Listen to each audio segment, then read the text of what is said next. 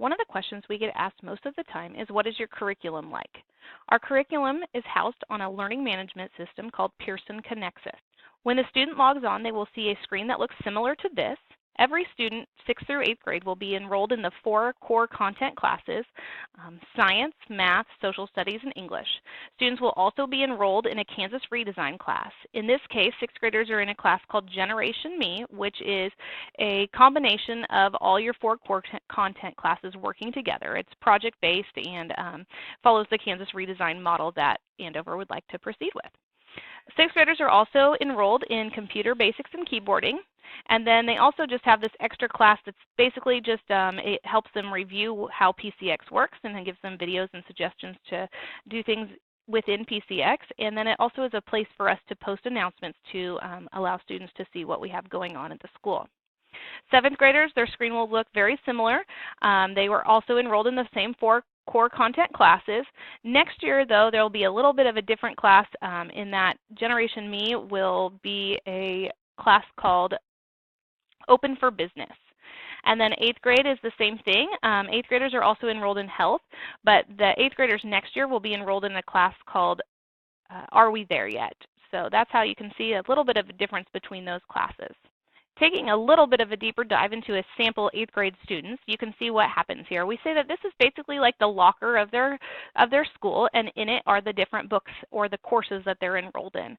Over here on the left, students will be able to see what all is due throughout the week, or if they've missed things, you can see that some things are past due, but then they can see up to the week that we're currently on. This student that you see here is a little bit behind. That's okay. We do allow students we give them a pacing guide, but we also do put in some temporary and permanent zeros at times, so there are some deadlines. However, if assignments are a few days behind, that's okay. So let's get started. Let's jump into a math class. In the math class, it looks like a typical book. Again, we have the to-do list just for the math class here. But then you can see that this is basically our table of contents over here. So as a student completes sections of the class, they'll get a green check mark to say that they can move on to the next lesson or module. And if I was in Module 12, I could click on that and see that it's just a step-by-step class. I can click through the lesson here.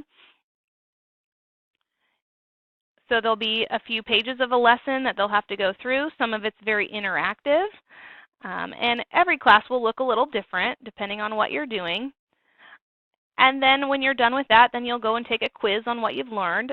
There are projects embedded in there that teachers have made, and there's tests that they'll take. So every class, like I said, is different, and you'll be able to go in and look at each class as you need it. Over here is the grade card. I can see how they're doing in each class. I can see what their progress is.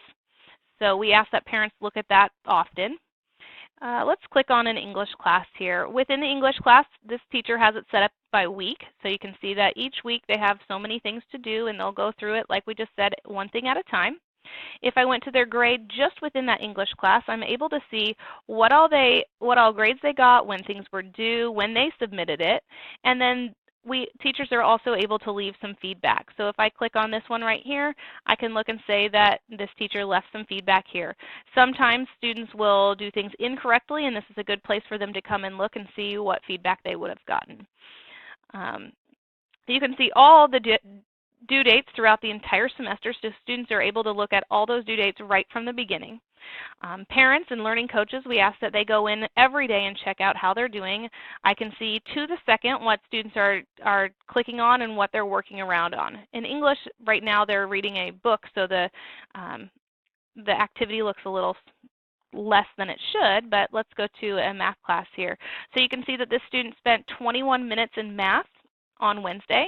She spent 48 minutes in math on Tuesday, and I can go through and see how long it's taking her. If she didn't understand a quiz or something, I can go and say, well, you only spent so many seconds on it. Let's go back and review that together. And that's great for learning coaches to go and check that out daily. There's also the calendar tool, which is very beneficial for families who like to travel and are choosing our program for that. We ask that if you are going to travel that you work ahead, so I can see throughout the whole month of April what is going to be due in all of my classes. I can also just pick one class to look at, or I can continue to look at all of them, and then over here you can see what's upcoming. I could also pick all of the things that are due the entire semester. We can map out our own things that are due and whatnot.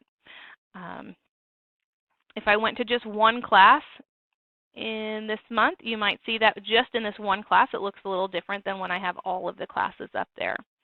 When we go back to the home screen, there's also the announcements that I spoke on earlier. You can see that we communicate with students and parents through this, so at any time you can go in and see what our social calendar would look like or what events are coming up.